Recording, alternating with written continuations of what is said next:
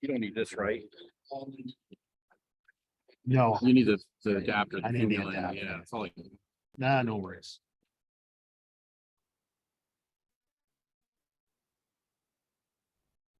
Yeah, the camera, this piece I just bought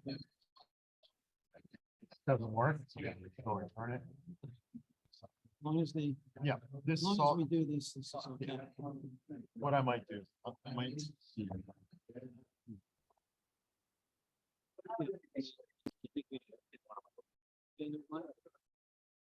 Yeah.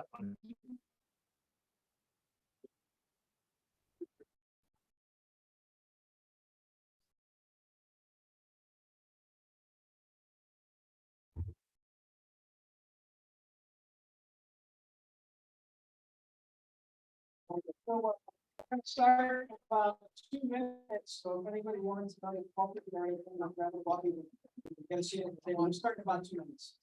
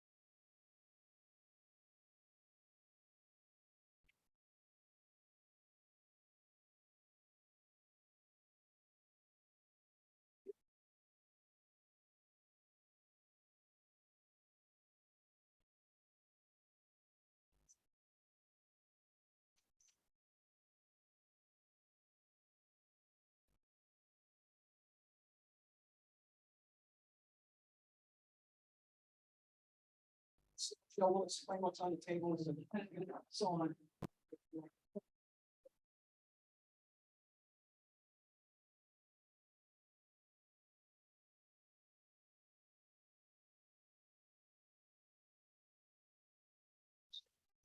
Start with, an agenda. We're going to the schedule, and just so you see the schedule that we're on. I'm going to give you a study update. You're going to see new information on economic conditions. And then in Olson here is going to give you an update on environmental. We've done a lot of text warnings, and we'll explain them. And then Thomas is going to go for a little bit more. We covered airport operations at the last meeting quite a bit. We're going to give a quick summary of that, and then more of the next steps. And what we want to do tonight is something different, which is why we're seated at tables after the break, coffee and stuff. We'd like to do some roundtable discussions, and we'll explain this. Slides on those. So anyway, just to introduce myself, I'm Frank Fish, with BFJ Planning. I have Thomas Madden giving part of this presentation, who's a project manager for this study. And then with us tonight is Suzanne Goldberg, who is somewhere you get Suzanne. Yeah, you're here, and Sarah Yeagle, who is our environmental coordinator, who's back there. And then Jim Olson is going to give part of this presentation. I think many of you know Ron Price from his presentation on airport operations at the last meeting, and then Jameson is from HR&A.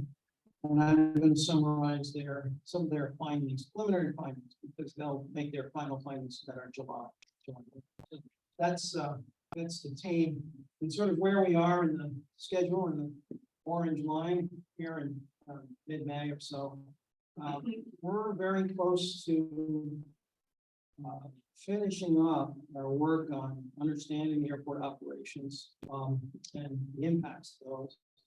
And also the environmental due diligence. Jim will give you a report on. We've done a lot of test warnings now, actually.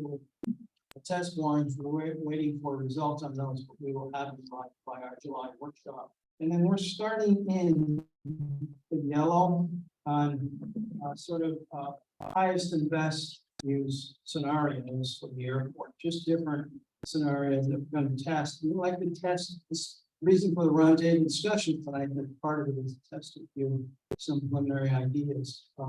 And then, as you can see, we are not there yet in terms of recommendations, but we are supposed to be there in terms of recommendations and development scenarios in July workshop, because we are due for that final report in draft form by September, and then in terms of presentation form by October. So that's the schedule. We are on schedule, we're pretty comfortable with it. And I must say that all of the different components of our team have been able to meet all the deadlines. We had a couple of rain dates we had to get around with the borings, but we're on schedule for it. So in terms of economic conditions, I'm going to first turn this to Thomas in terms of the survey findings in terms of the year. Excellent. Thank you so much, Frank. So we sent off the survey. Everybody's coming up. We're going, Thomas, can I fill out a survey? The only people who filled out the survey is you had to own a plane and you had to have a business. That is what we're surveying because it's part of the legislation. We are looking at specifically economic impact of the users of the airport. So that is getting put into in-plan modeling. So we had 115 aircraft owners that we sent the survey to. We had 68 responses back. We had 12 businesses on site. We got 8 businesses responding back. We contacted everybody numerous times, and we had so many emails that kept bouncing back to us. And so we would resend. We find a new email, resend. We called. If we had a phone number, we called it. And so we just kept going through and through. So we're very happy with the response rate with this. So with 68 of the airplanes coming in, 115 out of the 115, we can calculate out of that we would for results. The survey is now closed. We are now moving to the next phase of actually reporting on that. We're gonna hold all questions to the very end. Yeah, we're gonna hold all the questions to the very end. So we got a lot of slides to get through tonight and after. If you want to talk anything like. So what are our initial findings? Fine, 93% of the aircraft were single engine. 7% were multi-prop, 3% were turboprop, and then the helicopter. The average breakdown of owner spending. Hangar tie down rent was 21%, fuel was 24%. Maintenance was the big one at 33%. Insurance and fuel other ones. On average, it was about $55,000 was the average spend at the Brainard field there. The 55% owner spent between $5,000 and $25,000, and the highest spending was about $1.25 million. So on average, that $55,000 is fuel, supply, hangars, tie down, maintenance on site. So spending in the area of the airport was really limited, but many people cited their desire to see the restaurant reopen back up. And almost 15% of the aircraft owners mentioned, and they would actually spend more money if that restaurant was open on site itself. Many people expressed that their spending in the area is limited due to the industrial nature of that site. So you're surrounded already by that industrial park, and it's the highways and other. So on average, spending food, convenience retail was about $4.7 thousand, and then about $480 spent on just the food, convenience retailing around the Brainard. So closure, when there was instance, so when we posed the closure question for the field, 47% of the aircraft owners would end up selling their aircraft or stop flying. So if you're unable to use the Hartford Brainard Airport, was the question, which is all actions are most likely to do. So 53% said they would use another airport. The top 5 airports that they picked up was Meriden, Robertson, Wyndham, Simsbury, and Waterbury. 7% said they would stop flying due to other reasons, and then 40% said they would sell it. So the closure would force 5 of the 8 business operators responded to close their business. This is a loss of approximately 54 jobs and about $4 million in business. So 30 full-time jobs would be lost, 24 part-time jobs. You would have about 160 students who would not be trained at the airport. And what was interesting is 5% the remaining businesses that were open, 5% of the business spending would remain within the region itself. Now, when we get to the report, we're going to be breaking this down a little bit more, but I'm just sort of giving you the top level facts of what this happens. So the survey itself, we did follow-up analysis of responses. Jameson was working through that with our marketing people, and they'll be giving us a hopefully forward report in the next 2 weeks as basically extrapolate everything out of the data and start to track that. What are we using this for? So one is qualifying the fiscal impacts, taxes, fees, and affirming the pilot structure around the new grid system. It's all going into how much is actually being produced at the airports. The next step is our economic impact modeling, these inputs developed in the surveys. So again, this was going in plan and generating the overall, what is the net benefit of having that airport? So our next step that we did, and I'm turning this over to Frank, was our market scan and market analysis. So it's a 2-step process. So on the one hand, we want to know what are the benefits of the airport. What happens if it stays open? What is its economic benefit for Hartford? If it were to close, we need to know the impacts of that. So that's one study. The other part of this is, what's the other side of it? We need a market scan, which HRA did for us. Really just looking at going through local real estate contacts here and professionals and data. What other uses are there for the airport? And the legislation gives us some. And so I'm going to go through them with you. What I'm going to go through though are just preliminary findings. So we've got current airport conditions. You all know it's about approximately 200-acre site, but we do have a couple of things around us that are, you all know, but I'm just going to mention them. Obviously, we've got the airport here, but we have Hartford's, the MDC sewage treatment plant to the south of us, and we've got a decommissioned power installation north of us, which is definitely a hazmat site. And then we've got I-91 coming through, and all the blue is the industrial zone. So surrounding the airport, all through here to the west of the airport is that industrial zone. So that's some of the conditions we're looking at that influence, the highest and best use for this. We looked at demographic, economic conditions. When I grew up here in Hartford, I still remember my father always saying to me, the population of Hartford was close to 180,000 people. I still remember that in my mind. And Hartford still has a slightly declining population, down to about 121,000. So there's a population decline. I'm not telling you, you all residents, you all kind of know this, but it's when you see it in statistics, it's important to sort of realize. There's also a slightly softening job market in Hartford. City's lost a few jobs, about 3%. And then what are some strengths? There is some growth in warehousing, transportation, the sector group and growing jobs. So we're looking at what is a strong market, what is a weak market, and then manufacturing also.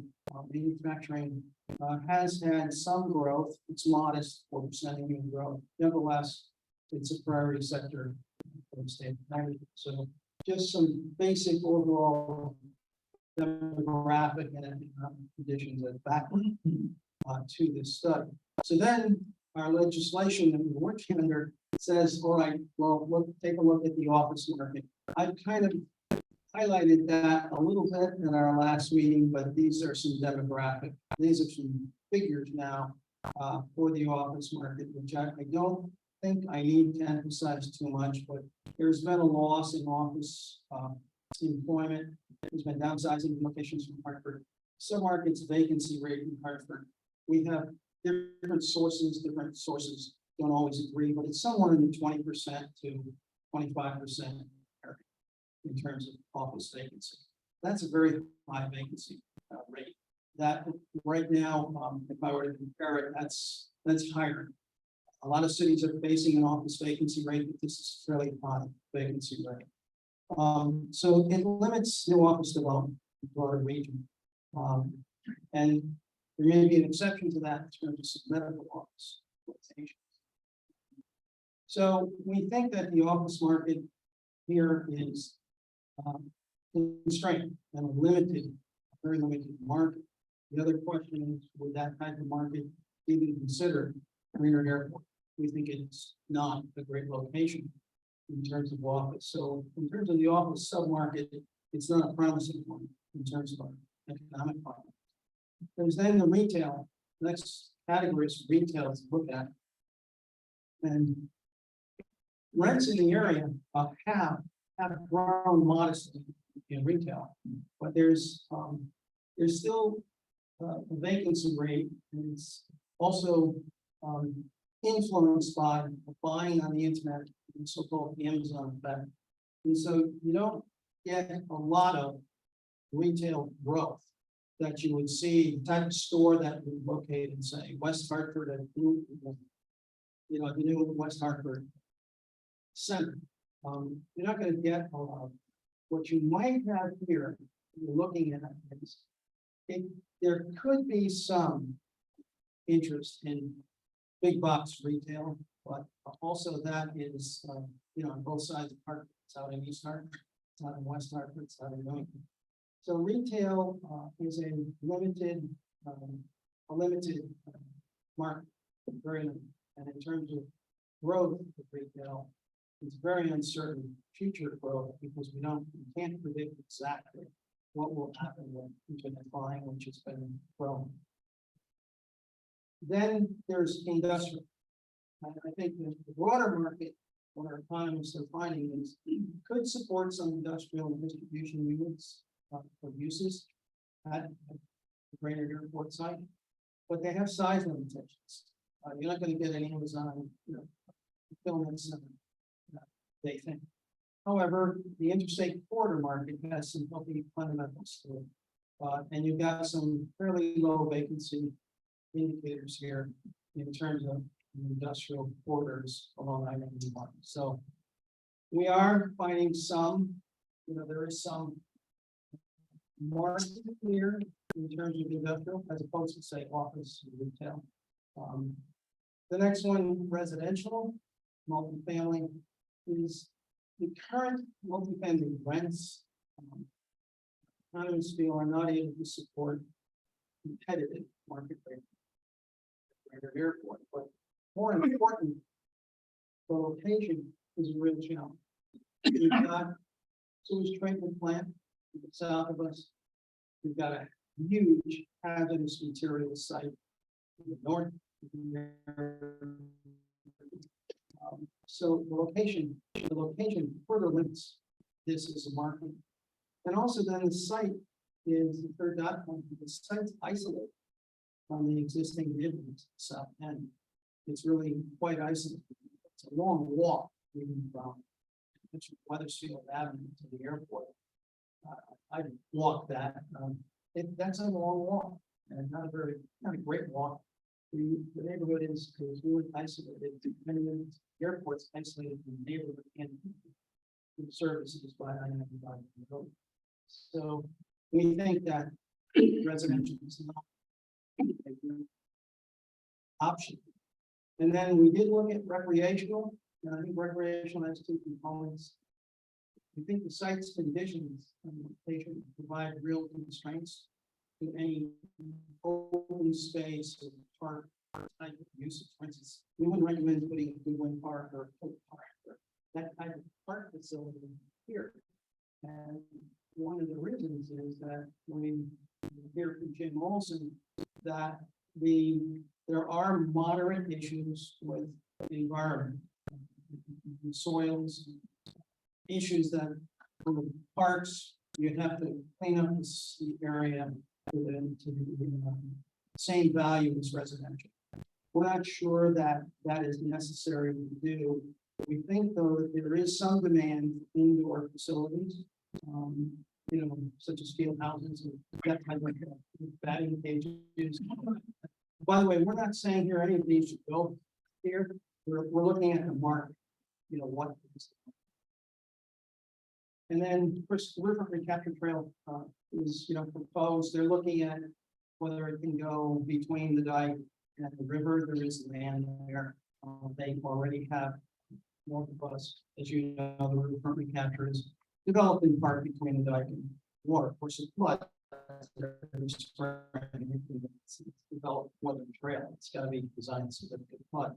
But basically, we feel in terms of what I mentioned earlier, Hartford's population was close to 180,000 people. The park system is designed for that, and we have a very good park system near the airport. Just one of it is Stoke Park, and in terms of that type of other use, we even burden the taxpayer park more. We have a great park system. The key for that park system, I think, is maintenance and upkeep and keeping it in good condition, not dissipating that budget to a park that would have sewage treatment plant on the south of it and hazmat side on the north of it, and is not connected to any the blocks to by anyone. So we think that's kind of where we are right now. So those are the preliminary findings that there is basically a very weak office market. There's a retail market that is uncertain, that there's a residential market that doesn't make sense here. There's a recreational market. There is some indoor, use, field housing, that kind of thing, but it's not. The probably most promising one might be some type of industrial warehouse kind of use. We're not recommending that. We're just trying to give you what we were asked to go through in terms of the airport. We're not going to be used as an airport. What are the likely uses? Our preliminary conclusion, well, likely uses are fairly limited. There are not good options here. It's the airport. With that, I want to turn it to the gym to go over what is the status of our work in the environment.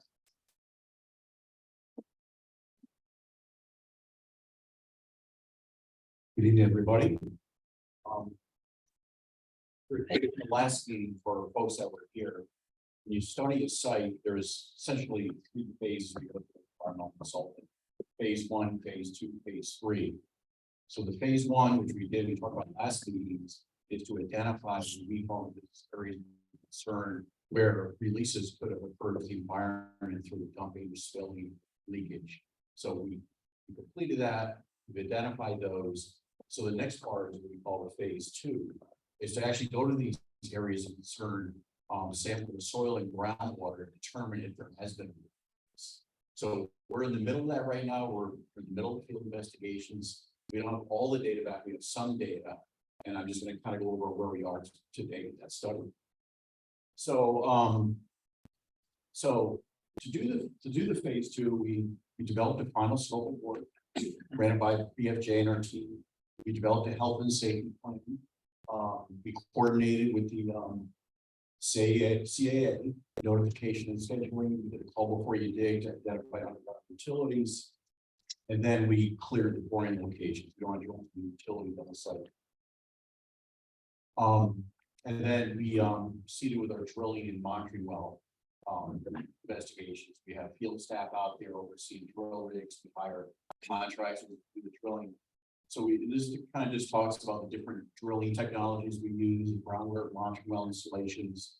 It talks about the, how many soil sampling, how many soil burns we did. We did 77. It kind of goes down through the soil samples, etc. This is what we've done today, groundwork, monitoring well installations. And then when we get that data back from the lab, we collect the samples from Central Lab. It's not a lab with time bombs, it's a Connecticut certified lab. And we get the result back and analyze them. It takes a week or so to get it back.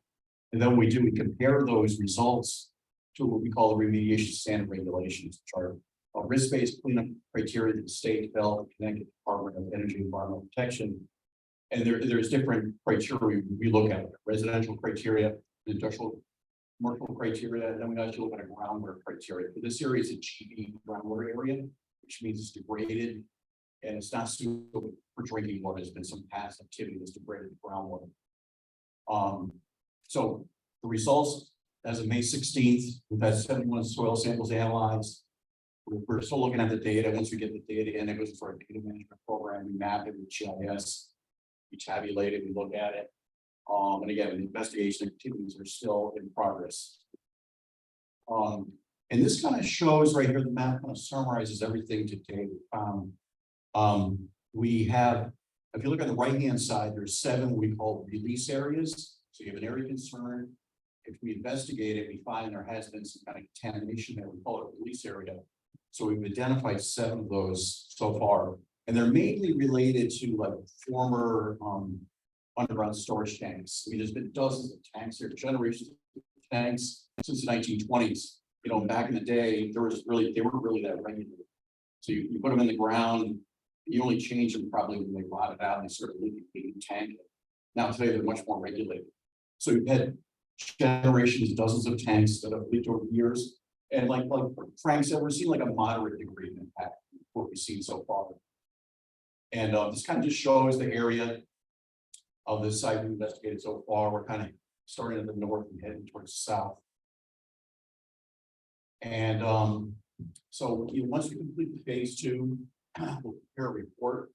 And then part of our scope of work is to look at strategies for remediation based on a likely redevelopment scenario. And then come up with general remedial cost ranges that will feed into the planning site. And then we're also working on, as another task, is the floodplain survey. Our surveyors were out there, subcontractor, and then looking at some of the previous flood issues. And that's all progressing towards completion.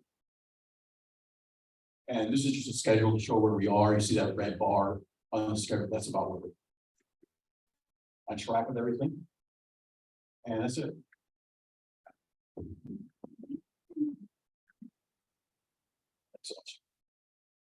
So I'm just going to quickly summarize a little bit of the airport operating performance last time. If the airport stays open, there's some things that have to do in the short term. And this is part of what our exercise is tonight. This is the money is no object. Okay, as we start to explain our three options, Mark, basically Frank gave a little bit about the markets. But this is if we had all the money in the world, all the money in the world to fix transportation problems, all the money in the world to fix what's going on at the airport, this is what this exercise is. So we need to crack seal the runway, we need to reconstruct 220, maintain terminal access pavement areas, that's all in orange there. Continue discussion with MCD to extend runway 2 at the very end of the circle and construct airfield electric. So that's an estimated cost of about $11 million to do. Long-term improvements, rehabilitate taxiing south, rehabilitate the field lighting system. You need to reconstruct 1129, maintain terminal area, pavement, and construct new pavement storage. And that was some of it was coming right out of the CA's long-term capital plan. So again, as we start to go through the different exercises tonight, this is we want you to keep this information in the back. Some of the obstacles, and this is what we're going to be going through in the exercises. So we're talking about this. So we put up some obstacles here for if the airport stays open, just in the short term or the long term stuff, is the availability and timing of FAA IAP grants. Availability and time of private investment into the hangar facilities. Runway 220 may close during reconstruction. So and then continued noise complaints from Weathersfield and general public if this stays open. So again, these are all issues that you have to start thinking about as you start to run through our different. So next steps. I'll turn it back to Frank where we are, and then we'll move into what our exercise is going to be tonight, how we're going to approach this. Thanks. So I'm just gonna take very few minutes. We do want to get into these roundtable discussions because once again,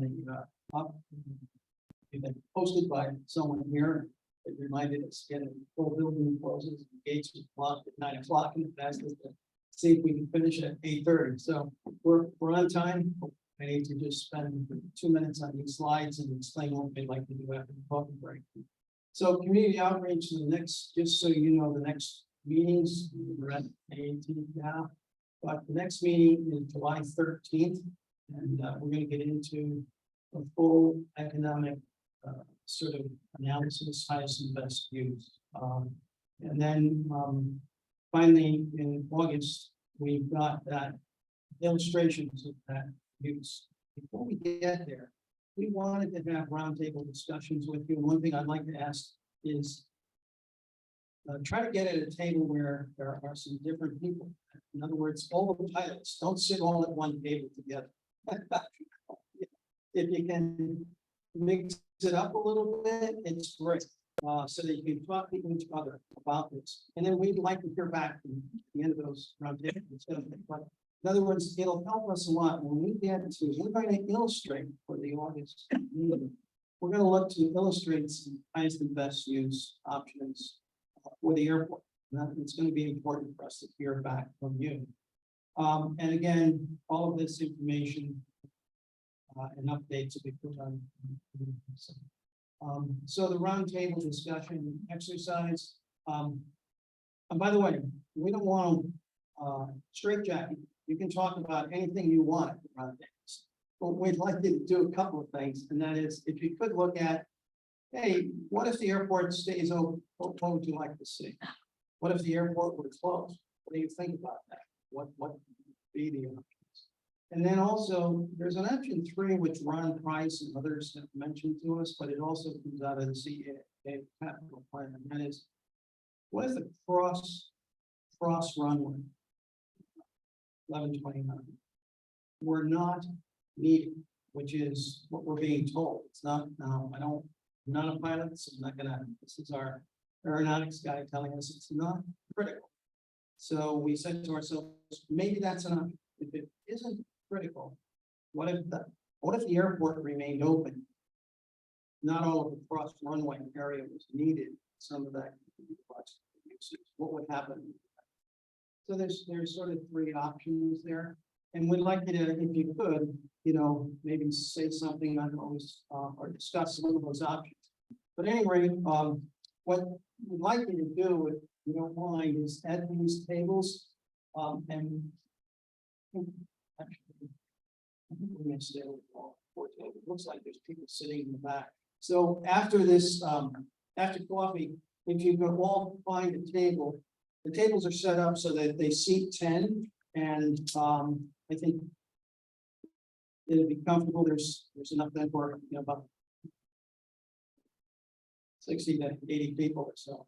I'm sorry, they seat 80, it's about 64 people. So I think on them, would like you to discuss the options. And if you could appoint a note taker, there's on each table, there's a aerial photograph.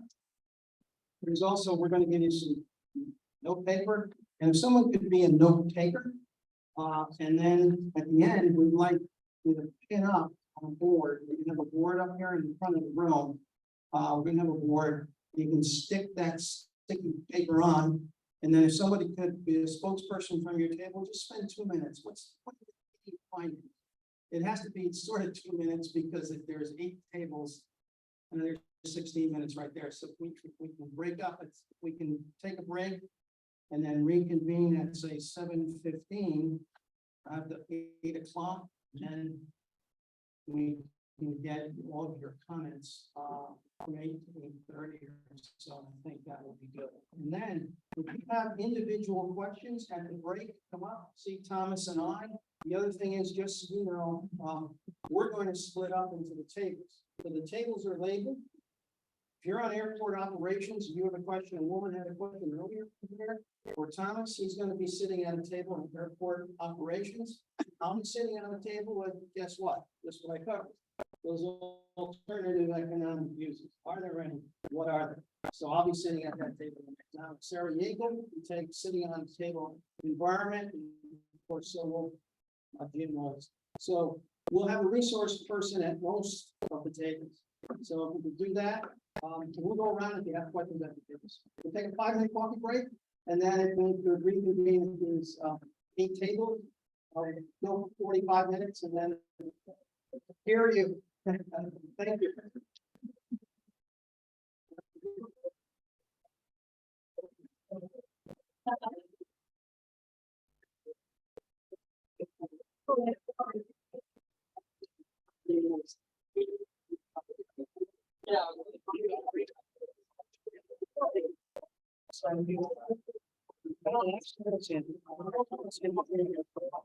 We need to evaluate.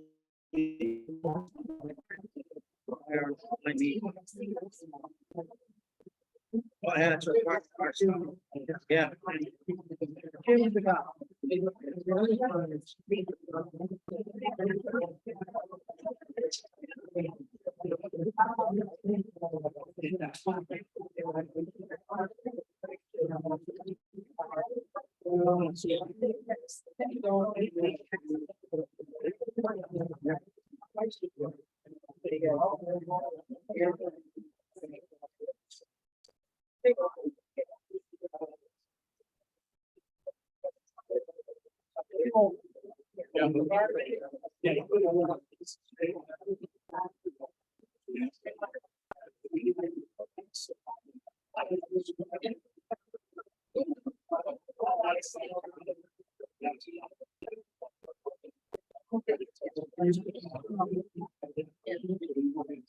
And I'm the 5 people, yeah.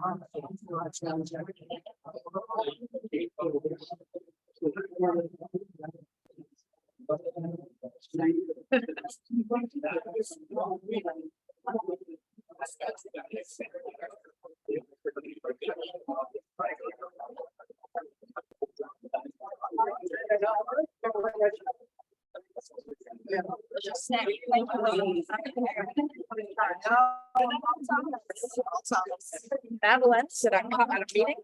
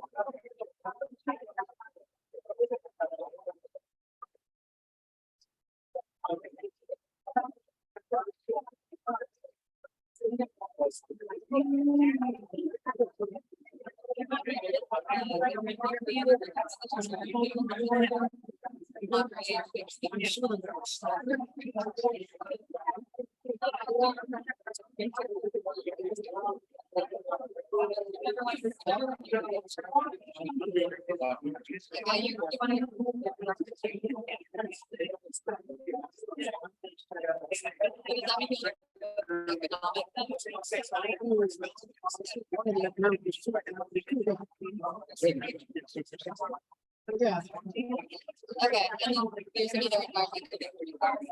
that'll be June and Sarah. Oh, Jim and Sarah, okay. And then the twin dog was copied by the.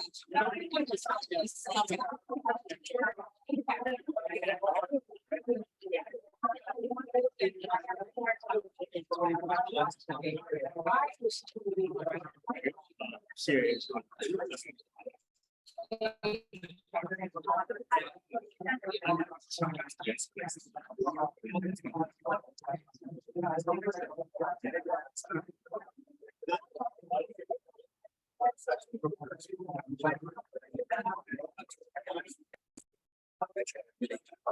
So I'm gonna put the.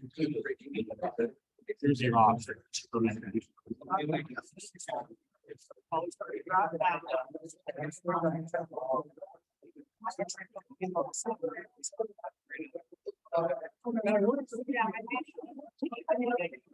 Nice job. We're looking forward to getting the rest of the.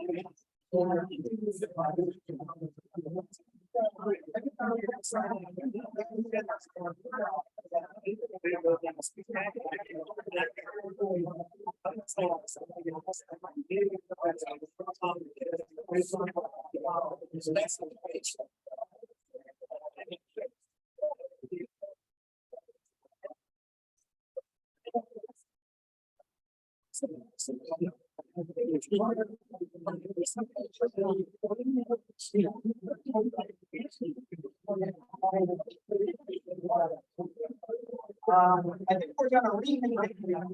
If I can just ask everybody to find a table, two tables up here. Closest to the front are gonna be on airport operations. And, these two tables are economic. These two tables are environment. Sort of. So you'll have one of us or. Environmental right back there. Oh, I thought it was here. You're gonna take. I may combine everybody's over here. Came first, second table, sir.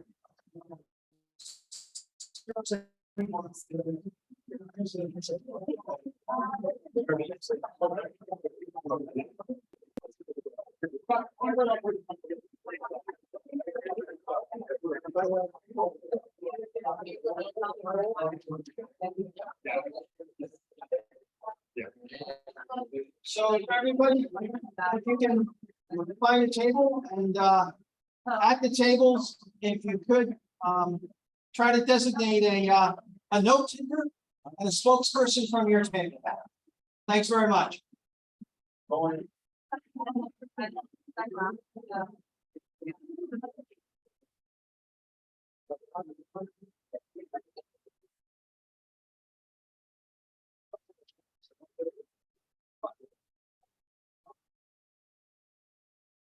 Yeah.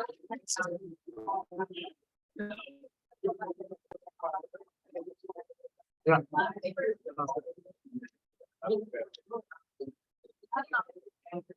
Okay.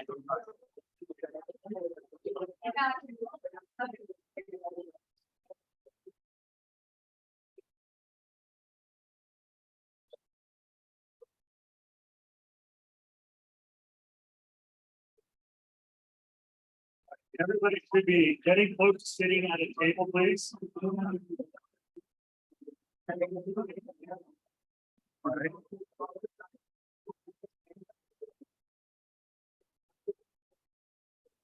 All right. I'm gonna give some last, little bit of instructions. So if everybody looks at me for 1 second. You're standing in the back, you could be at a table. We should not have anybody standing, should be at a table right now. We have broken up into airport operations, economics, environmental, and general. So at each of these tables, so if I'm sitting at airport operations, I'm gonna talk about my 3 options that have been presented in terms of airport operations. Okay, our economic tables, we'll be talking about the 3 options through the lens of economics. Our environmental, if you're sitting at an environmental table, you will be talking about it through lenses of environment, through the 3 options. Again, we put up there, how would you redevelop it if it was to close? How would you redevelop it if it was to stay open? And then looking through the 3rd option. The other thing you're going to be doing is with each of the different concepts that you come up with, you'll be identifying obstacles to implementation. So if I am building, say, I'm building multifamily right along the dike area, what are the obstacles that you're going to have to come up with? Well, it could be water table. It could be getting approval by the Greater Hartford Flood Commission. I see you. It could be zoning, it could be stuff like that. So you're going to help us work through some of these ideas on how you look at that redevelopment. So again, the 3 options. We keep it open. 2, we close it. And 3, we do modify closure, with just taking on 1 runway and keeping the other runway open. Okay. So that way we can work through everybody. This is why we ask both pilots, people who want to see it closed, people who want it open, people who want it closed to sit at the same table. We ask for you to be respectful of everyone's opinion, because everyone's opinion is valued here. Because we have some very difficult decisions to make, and we have to work through how all these options work within the communities. Right, so I will turn it over to everybody. Thank you very much, and we'll talk to you about 25 to 50 minutes.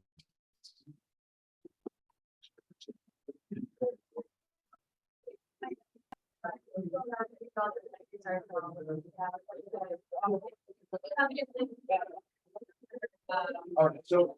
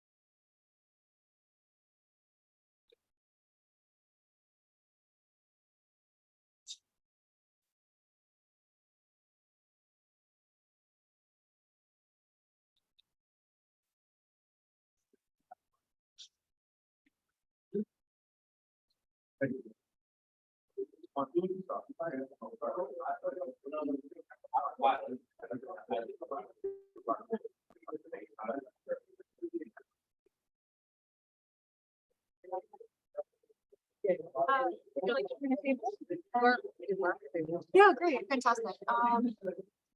I'll pull up a picture for you. This is one of the camera.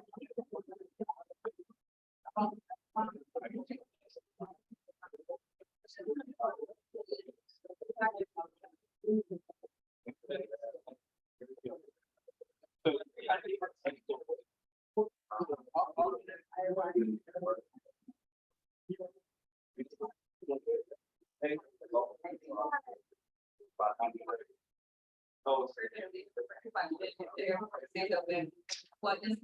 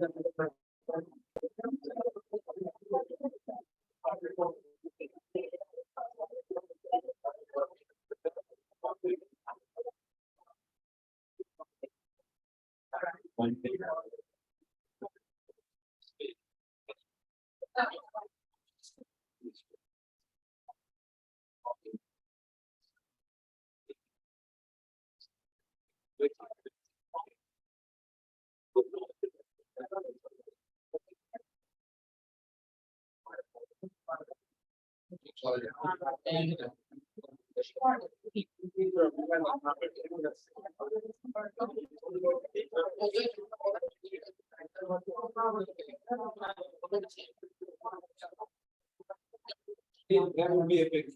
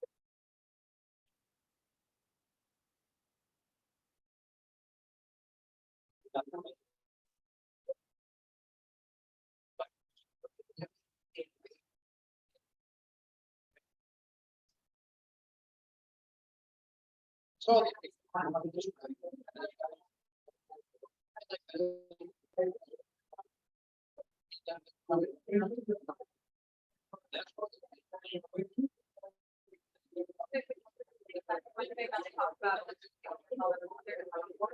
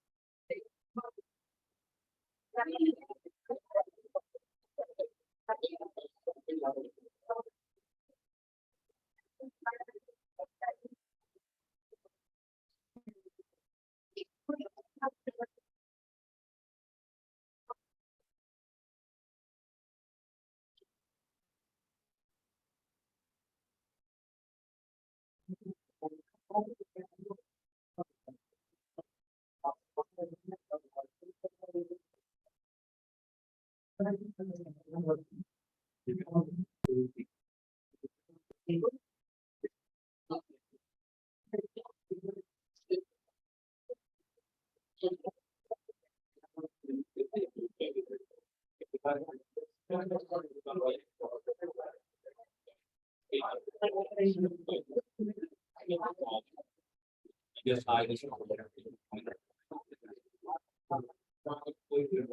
And it's so far.